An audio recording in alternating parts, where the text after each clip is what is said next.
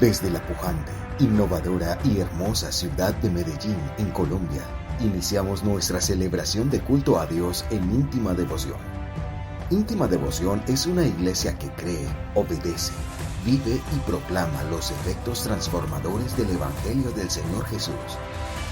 Esta es una transmisión simultánea por nuestro canal de YouTube, Facebook e Íntima Devoción Radio.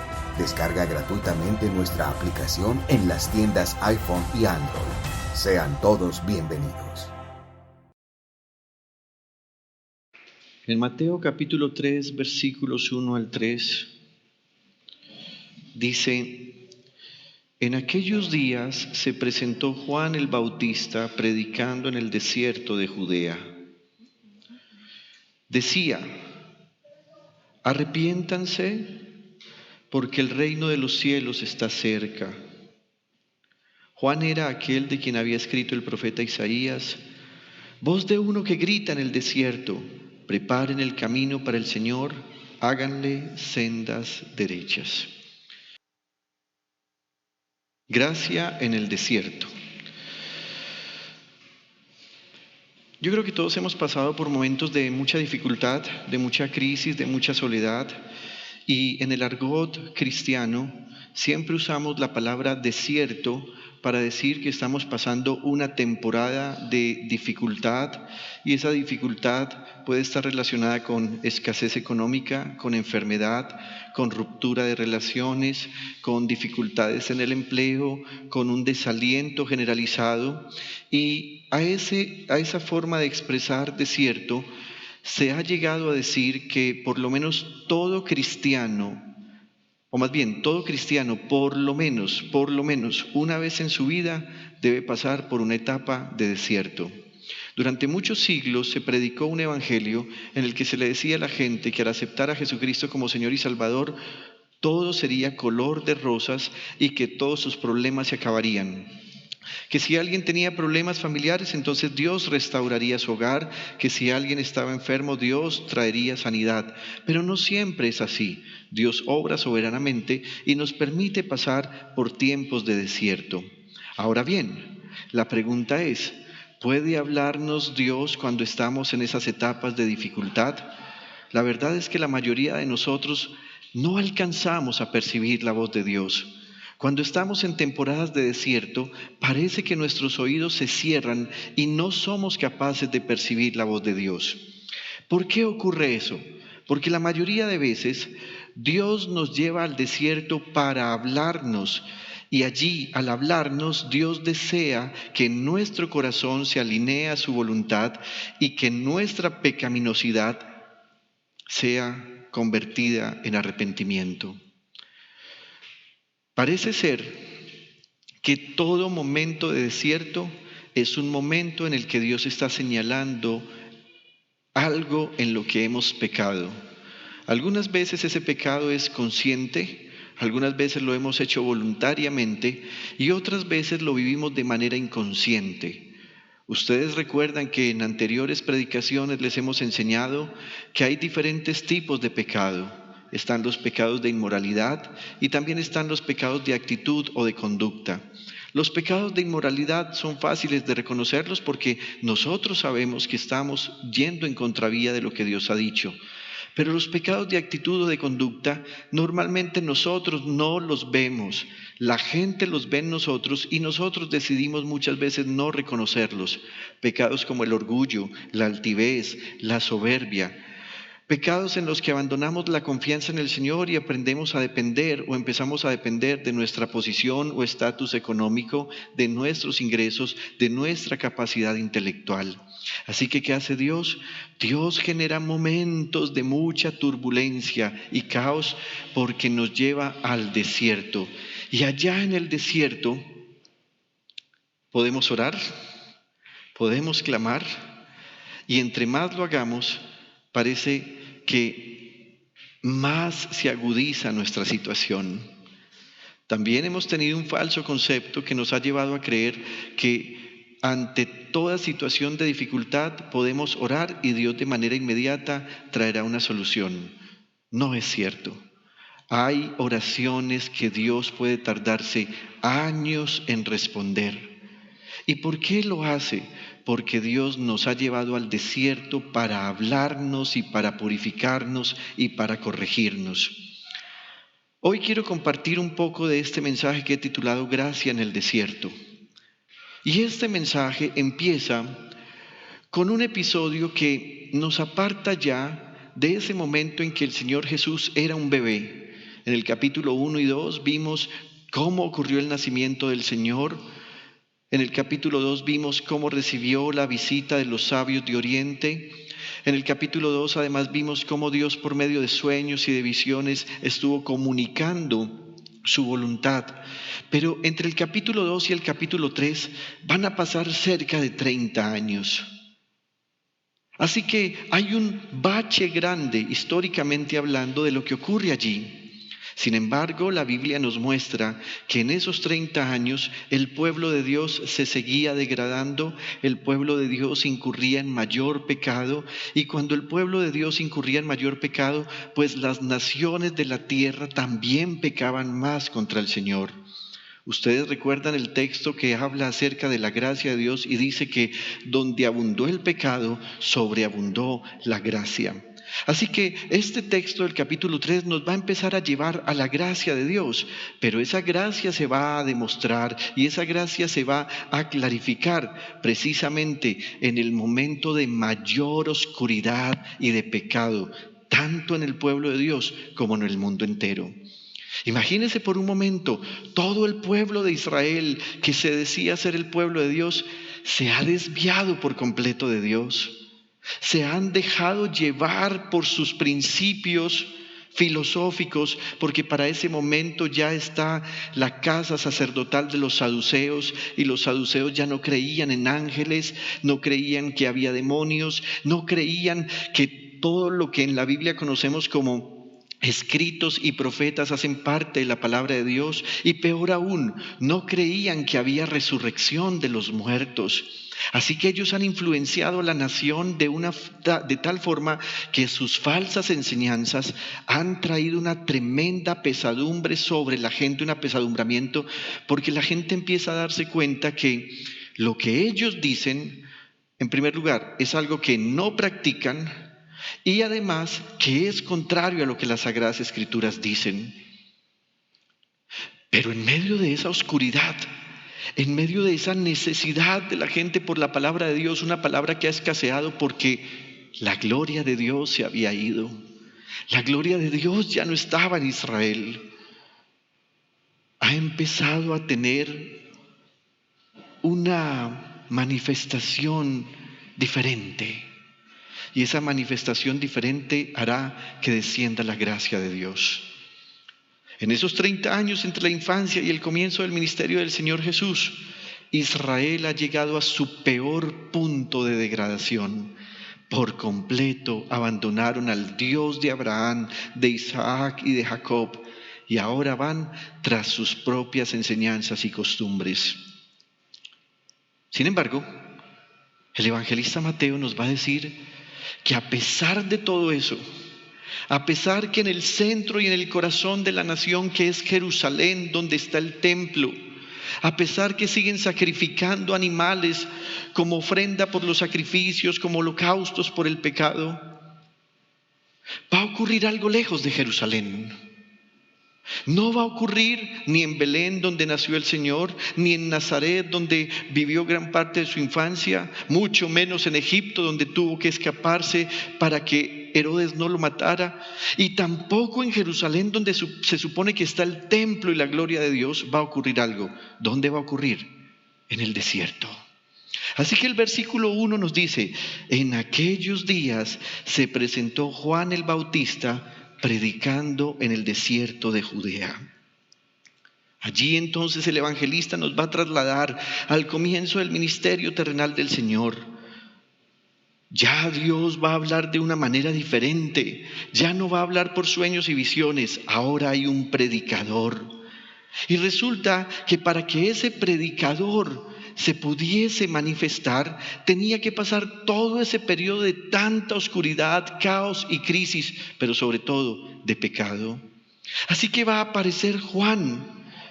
Y el versículo 2 nos dice que Juan le decía a la gente: arrepiéntanse, porque el reino de los cielos está cerca. Ese era el mensaje. Y aunque es una sola oración y parece fácil, en realidad Juan hacía mucho más que eso. Pero, ¿por qué va a aparecer Juan a predicar y a decirle a la gente que se arrepienta? Por una razón: como todos se habían desviado y como nadie escuchaba la voz de Dios ni palabra de Dios, Dios había anunciado mucho tiempo atrás por medio de un profeta que antes que el Mesías apareciese, Dios levantaría al último profeta de la ley para que le dijera a la gente que se arrepintiera y así preparara el camino del Señor. En Lucas capítulo 16, versículo 16, se nos va a decir que la ley y los profetas se proclamaron hasta Juan. Así que casi que nos está diciendo que hay una transición entre todo lo que es el Antiguo Testamento y el Nuevo Testamento. ¿Qué predicaba Juan? La ley del Señor. Pero esta ley del Señor además tenía un ingrediente. Ese ingrediente tenía que ver con que si ellos se arrepentían, entonces tendrían claro que el reino de Dios, que es Jesucristo mismo, estaría en medio de ellos. Y dice, desde entonces, o sea, desde Juan, inclusive desde Juan, se anuncian las buenas nuevas del reino de Dios y todos se esfuerzan por entrar. Así que imagínese a Juan como un profeta que está en medio de los profetas del Antiguo Testamento y en medio de los profetas del Nuevo Testamento que anuncian el reino de Dios. ¿Dónde está Juan? En la mitad. ¿Qué predicaba Juan? La ley. ¿Y qué más predicaba? Las buenas nuevas del reino de Dios. Ningún profeta en el Antiguo Testamento pudo predicar las buenas del reino de Dios como Juan. ¿Por qué? Porque inclusive Isaías, que vio la gloria de Jesús, sabía que eso se tardaría por lo menos 600 años en ocurrir. Sin embargo, Dios ha levantado a Juan para que esté ahí. Y después de 400 años del silencio de Dios, pues aparece Juan el Bautista, y entonces Mateo, antes de hablarnos del Señor Jesús, nos dirá que Juan se presentó predicando en el desierto. ¿En cuál desierto? En el desierto de Judea. Este desierto de Judea se encuentra al oriente de Jerusalén y va hasta el Mar Muerto. Es un desierto árido, con montañas, terrazas y escarpes en vez de poseer dunas de arena. No es altamente poblado, pero tampoco es absolutamente despoblado. Y la Biblia dice que Juan no apareció en Jerusalén. La Biblia dice que Juan apareció en un lugar donde aparentemente no debería haber nadie escuchando. ¿Quién quisiera ir a un desierto a escuchar palabra de Dios? ¿A quién le parecería llamativo un predicador y una predicación en el medio de la nada, con un calor sofocante, con un calor y con la escasez de la comodidad de una silla, de un puesto, de una pared y de un techo? Sin embargo, algo va a ocurrir milagroso, y es que Juan empieza a predicar la verdad de Dios. Recuerde, cuando nadie quería predicarla, y Dios empezó a atraer a la gente para que escuchara su voz. Y creo que es importante lo que el evangelista nos está diciendo, porque ese desierto donde Juan comenzó a predicar es el mismo desierto del que el Señor Jesús salió victorioso después de la tentación que se nos va a presentar en el capítulo 4. Y además, ese mismo desierto es el desierto donde el Señor Jesucristo dice que el anticristo aparecerá. Queridos hermanos, estamos muy cerca a que se manifieste el anticristo. Y el Señor Jesús dijo que se aparecerá en ese desierto. Acompáñenme rápidamente para que confrontemos estas dos cosas que les he dicho. En Mateo 4, versículo 1 nos dice que el Señor Jesús fue tentado en el desierto. ¿A qué desierto se refiere? Al desierto de Judea. Dice, luego el Espíritu llevó a Jesús al desierto para que el diablo lo sometiera a tentación. En Mateo 24, versículos 23 y siguientes, el Señor va a hacer una advertencia. Y dice, entonces, si alguien les dice a ustedes, miren, aquí está el Cristo, o allí está, no lo crean, porque surgirán falsos cristos y falsos profetas que harán grandes señales y milagros para engañar, de ser posible, a los elegidos. Fíjense que se lo he dicho a ustedes de antemano, es decir, guerra avisada no mata soldado.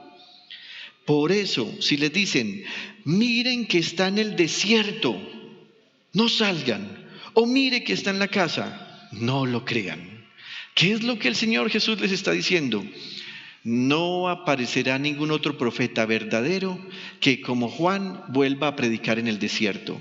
¿Y por qué el Señor está tomando como referencia a eso? ¿Qué estaría pensando el Señor cuando hizo esa advertencia?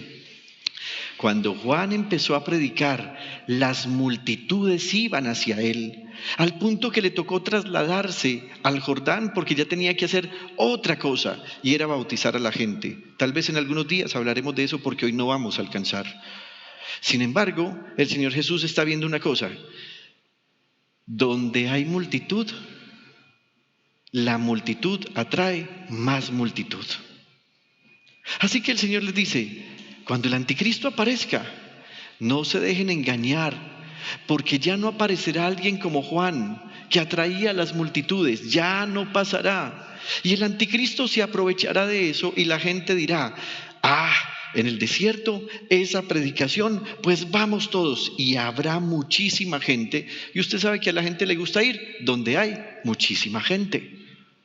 No necesariamente porque se siente cómodo, sino porque se siente atraído. ¿Qué está pasando allí? Así que el Señor Jesús tiene eso en mente y Él dice, el anticristo va a predicar allá. Y va a predicar porque va a querer acercar a la gente, porque lo primero que va a hacer el anticristo es estar en contra de todo modelo religioso. Así que Él querrá atraer a la gente. Y Jesús dice, si les dicen que está en el desierto, no vayan allá. Así que en estos últimos dos pasajes se nos aclara que el desierto es un lugar de dolor, de tentación, de soledad, pero además de peligro espiritual.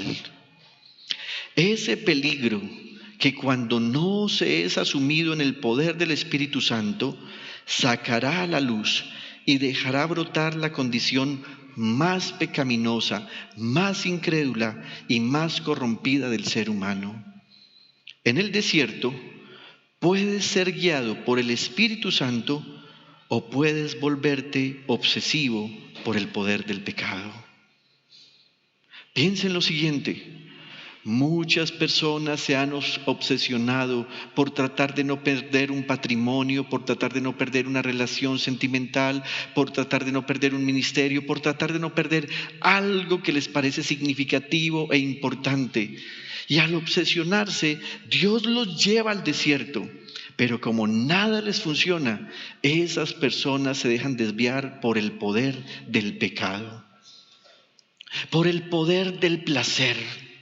¿Por qué? Porque no están siendo guiados por el Espíritu Santo. Contrario a lo que hizo el Señor Jesús. ¿Qué hizo el Señor Jesús?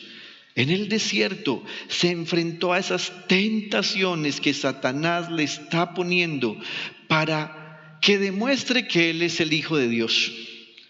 Para que demuestre que puede convertir cualquier elemento material en algo que sacia el placer físico o biológico. Para demostrar que Él tiene poder solo si renuncia a su autoridad y soberanía. ¿Qué hizo el Señor Jesús? Allí, en el desierto, estaba siendo guiado por el Espíritu del Señor. Mire cómo dice el versículo 1 del capítulo 4. Luego el Espíritu llevó a Jesús al desierto para que el diablo lo sometiera a tentación. Así que una tremenda confrontación. Cuando usted esté en dificultad, cuando usted sienta que lleva meses en su matrimonio con una terrible lucha, cuando usted sienta que por aquello que ha trabajado durante mucho tiempo está a punto de perderse, cuando usted sienta que no tiene cómo guiar a sus hijos con una palabra de dirección y de sabiduría, cuando usted sienta que su vida espiritual se ha apagado, tenga cuidado. Tal vez Dios le está guiando a ese lugar para que usted dependa de Él y para que el Espíritu del Señor le dirija. Pero si usted se obsesiona por las cosas, por el placer, por el tener y no por el ser delante de Dios, usted podrá volverse obsesivo por el placer del pecado y allí perderá su más grande batalla. Allí en el desierto de Judea, Juan el Bautista apareció para predicar. ¿Por qué no lo hizo en Jerusalén? Ya me lo pregunté, o en el templo al que la gente iba para tener su experiencia de fe. ¿Por qué no lo hizo en una ciudad, sino en un lugar casi deshabitado? Por una razón. Ningún lugar es tan remoto como para excluirnos de las visitas de la gracia de Dios. Normalmente la gente quiere llegar a un estado de plenitud en el que está completamente satisfecha para creer que ahí, en ese estado de plenitud, podrá hacer algo para Dios y agradar a Dios de una mejor manera. Pero Dios no es así. Cuando estamos en el desierto más remoto, allí también Dios puede acudir con su gracia para darnos su poder y llevarnos a la restauración. La gente tiene miedo al desierto. Recuerdo hace algunos años a una pareja decirme: pastor, estamos muy preocupados. Durante mucho tiempo nunca hemos tenido una prueba en la que sepamos que Dios está haciendo algo para precisamente probar nuestro corazón. Así que ellos estaban preocupados porque todo el tiempo estaban felices, todo les salía bien, en todo prosperaban. Y después de haber escuchado un mensaje en el que habíamos citado la palabra de Dios, cuando el apóstol Santiago dice: sientan sumo gozo cuando se hallen en diversas pruebas, ellos se confrontaron y dijeron: qué raro, a nosotros nos sale todo bien, siempre dormimos bien, tenemos los recursos que necesitamos, nunca pasamos por adversidad. ¿Qué está pasando? Ellos se inquietaron no porque estuvieran deseando que les viniese un tiempo de desgracia o de calamidad. Ellos lo que estaban en realidad deseando era saber si tal vez en ellos había algún problema tan grave que ni siquiera Dios quería probarlos porque estaban viviendo tan mal que no era necesario demostrar que estaban en pecado. Yo les dije: tranquilos,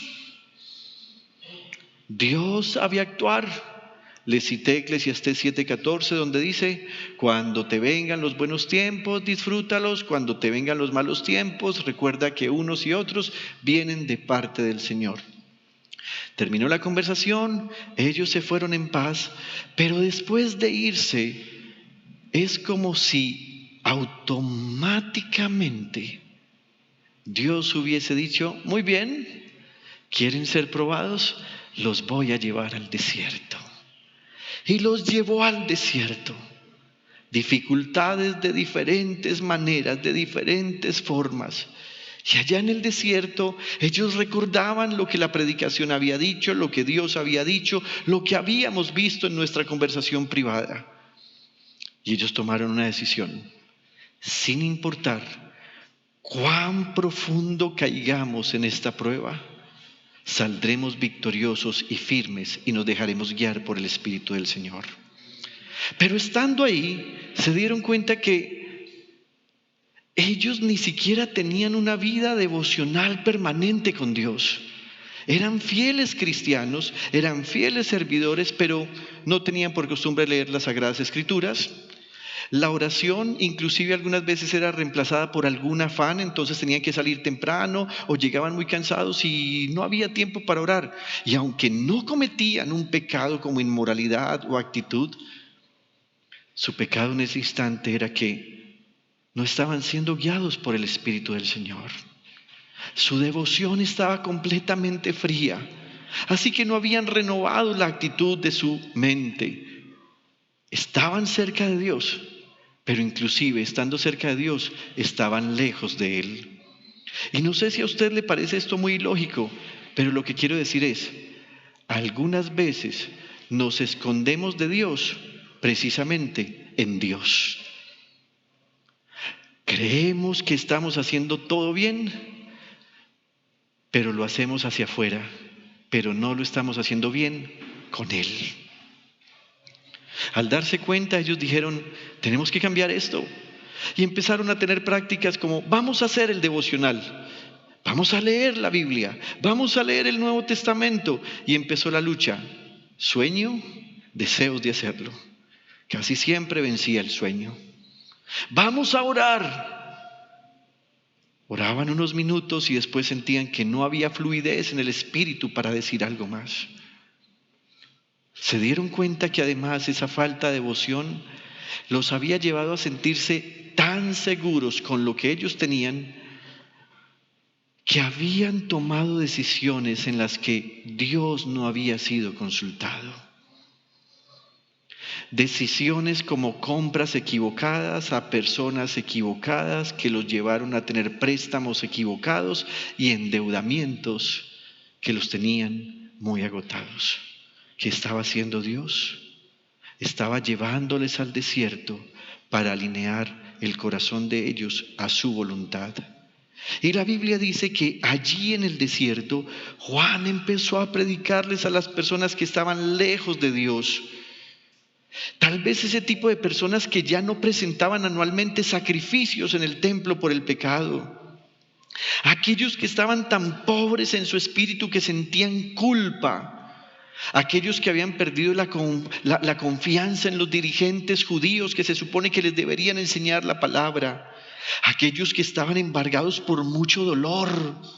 Aquellos que estaban heridos y lastimados porque en casa no recibieron una educación y un afecto correcto. Aquellos que durante tanto tiempo habían estado pecando tan gravemente contra Dios que ni siquiera eran capaces de levantar su mirada para decirle al Señor, por favor, ayúdanos. Así que Juan empieza a predicar. ¿Y qué ocurriría en ese mensaje? Que él lograba captar la atención de la gente. Juan les decía, arrepiéntanse, porque el reino de los cielos está cerca. Y aunque, como dije hace unos minutos, esta es una frase muy corta, por favor no piense que la gente iba hasta el desierto solamente para que Juan dijera, muy bien señores, arrepiéntanse porque el reino de Dios está cerca.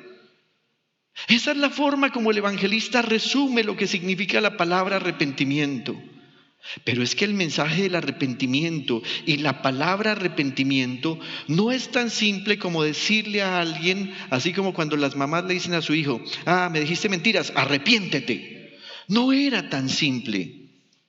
Arrepentimiento es una palabra que tiene una tremenda profundidad en su interior, que tiene en sí misma el objetivo y actividad principal que se recibe del Evangelio, y es, cambia tu manera de pensar. Así que, ¿qué hacía Juan? Cuando Juan les daba el mensaje del arrepentimiento, lo que Juan hacía era que tomaba un pecado, porque acuérdense que él predicaba la ley, tomaba un pecado, lo confrontaba con un mandamiento y les empezaba a decir a las personas, ustedes han pecado por esto, y esto, y esto otro. Y seguramente alguien iba y le decía a Juan, durante mucho tiempo he cometido inmoralidad sexual. No sé qué me pasa, decían las mujeres, pero algunas veces corro a los brazos de un hombre buscando refugio y me entrego y luego ese hombre me deja o yo lo dejo y voy y busco otro hombre. Así que he estado durante mucho tiempo de mano en mano. Y Juan, que era un predicador de arrepentimiento, entonces empezaba a hacerle preguntas a la gente. Cuéntame, ¿cómo fue tu infancia? Y esa mujer que estaba destruida le decía seguramente a Juan, bueno Juan, yo la verdad no conocí a mi padre me abandonó, mi madre nunca se dedicó a mí, no he tenido una buena relación con ella porque yo siento que le estorbo y ella me ha dicho que yo le recuerdo a mi padre que la abandonó y entonces cuando ella me trata a mí descarga sobre mí toda su venganza, su ira, sus insultos. Y Juan le decía, eres una víctima del pecado. Has desarrollado síndrome de carencia afectivo. Durante mucho tiempo has buscado en hombres aquel cariño que no tuviste en tus padres, pero además tú has pecado porque en vez de refugiarte en el Señor, que puede ser tu Padre, porque la Biblia dice que Él es Padre de huérfanos y defensor de viudas, tú te dejaste refugiar en el pecado. Así que la gente escuchaba ese mensaje y Juan les decía, por favor arrepiéntete, ahora dirígete al Señor. Entonces la gente entendía que cuando Juan les decía arrepiéntanse, Él les estaba diciendo, ten un cambio total en tu modo de pensar.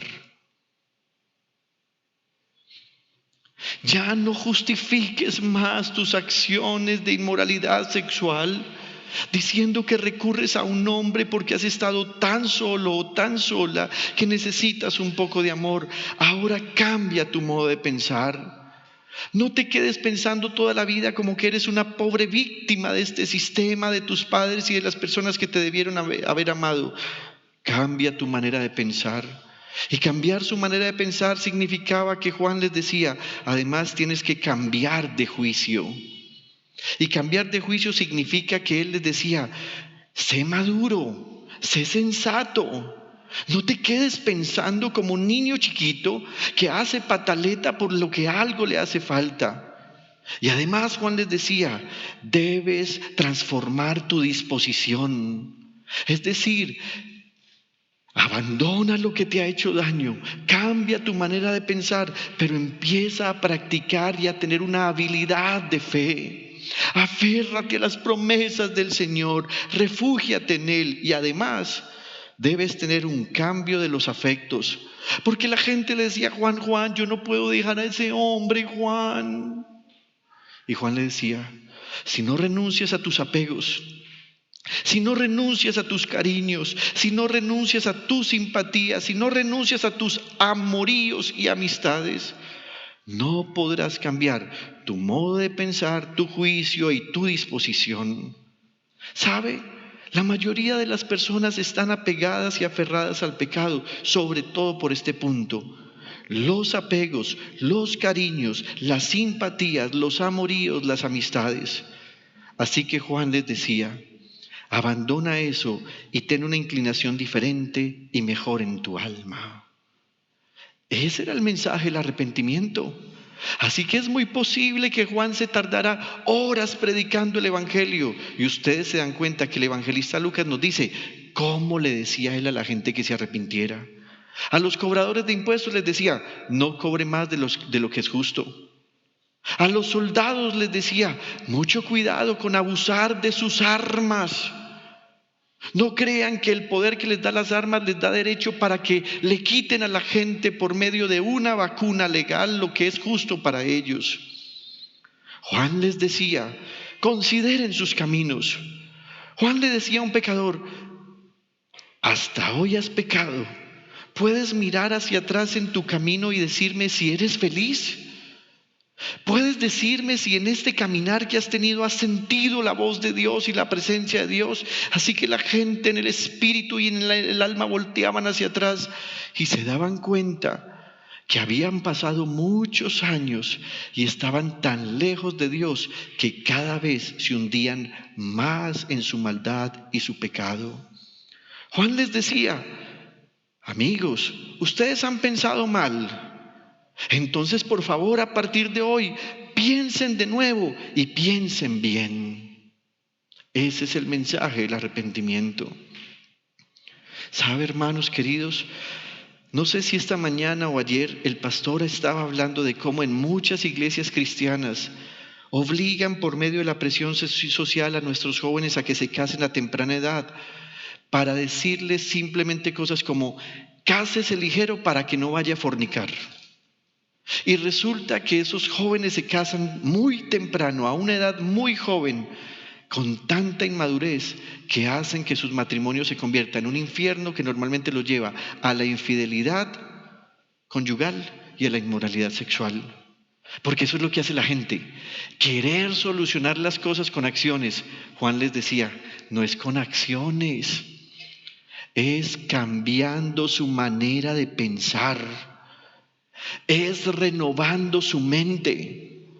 Porque escúcheme esto, si usted es un fornicario, va a fornicar antes o después del matrimonio. Pero si usted cambia su manera de pensar, entonces antes o después del matrimonio, usted va a vivir el verdadero arrepentimiento que le hace decir, no pecaré contra el Señor. Ahora bien, cambiar la manera de pensar no se hace diciendo cosas como, no voy a pecar, no voy a pecar, no voy a pecar. Porque entre más lo repitas, más estás llenando tu mente con eso que es una tentación para ti. En los últimos días tuve que tomar una decisión por salud. Tengo que abandonar durante un periodo de tiempo el azúcar. Así que empecé a sentir los primeros días un terrible dolor de cabeza. Luego del dolor de cabeza vino una ansiedad, y era una ansiedad que se me manifestaba en diferentes partes del cuerpo. Yo empezaba a sentir como un temblor en las piernas, no en ambas, luego en las manos, luego en el estómago. Y yo dije, ¿qué me está pasando? No entendía. Luego me dijeron, tal vez es porque no estás consumiendo el azúcar. Y yo dije, claro. Pero cuando me dijeron que no estaba consumiendo el azúcar, yo empecé a pensar en el tarro de arequipe que está empezado en la alacena de mi casa. 2 de la mañana, una necesidad tremenda de comer. Y yo decía, no voy a comer azúcar, voy a vencer la tentación.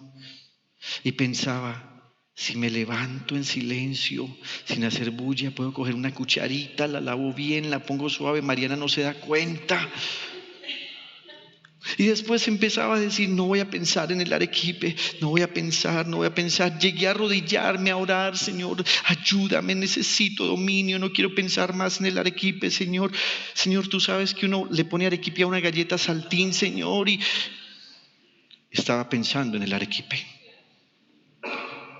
Nunca podremos cambiar nuestra manera de pensar diciendo, no quiero pensar en esto.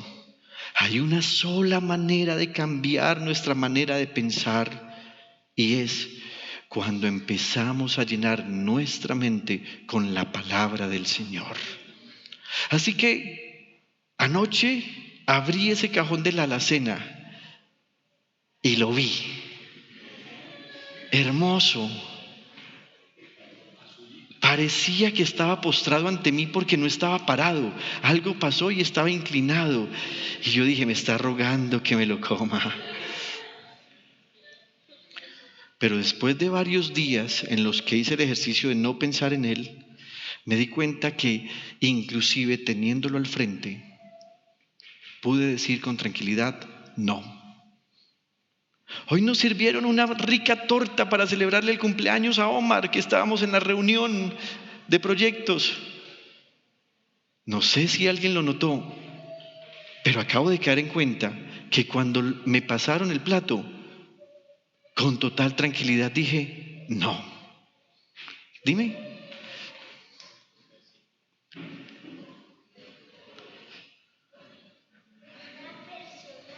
Control propia, parece una ciudad con las murallas destruidas. ¿Qué texto es ese? Proverbios 28, 5. Mire, una persona sin control propio es como una ciudad sin murallas, con las murallas destruidas. No quieras cambiar tu manera de pensar diciendo no voy a pensar en esto. La mente no es un cuarto vacío en el que metes y sacas cosas. La única manera en que salen tus malos pensamientos para poder corregir tu camino es cuando llenas tu mente con la presencia del Señor. Desde la pujante, innovadora y hermosa ciudad de Medellín, en Colombia, hemos transmitido la celebración de culto a Dios en Íntima Devoción. Íntima Devoción es una iglesia que cree, obedece, vive y proclama los efectos transformadores del Evangelio del Señor Jesús. Descarga gratuitamente nuestra aplicación en las tiendas de iPhone y Android y síguenos en Facebook, YouTube, Instagram y Twitter como Íntima Devoción. Hasta pronto.